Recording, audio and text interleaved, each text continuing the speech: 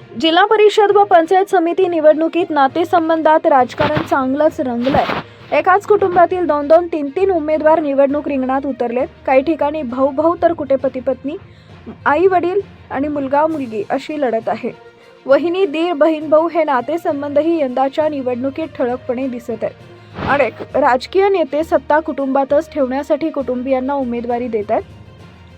काही कुटुंबांमध्ये एकाच घरात 2 वेगवेगळे पक्ष असल्याचं चित्र आहे।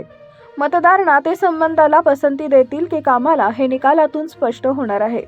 राष्ट्रवादी अजित पवार जिल्हाध्यक्ष उमेश पाटील कुरुल गट आणि त्यांचे भाऊ संतोष पाटील नरखेड मोहोळ जिल्हा परिषद गटातून, आमदार सचिन कल्याण शेट्टी यांच्या पत्नी शांभवी कल्याण शेट्टी व बंधू सागर कल्याण शेट्टी वहिनी दीर एकाच गटात, माजी आमदार सिद्धाराम म्हेत्रे यांचे पुत्र शिवराज व कन्या शीतल बहीण भाऊ एकाच वेळी निवडणूक रिंगणात।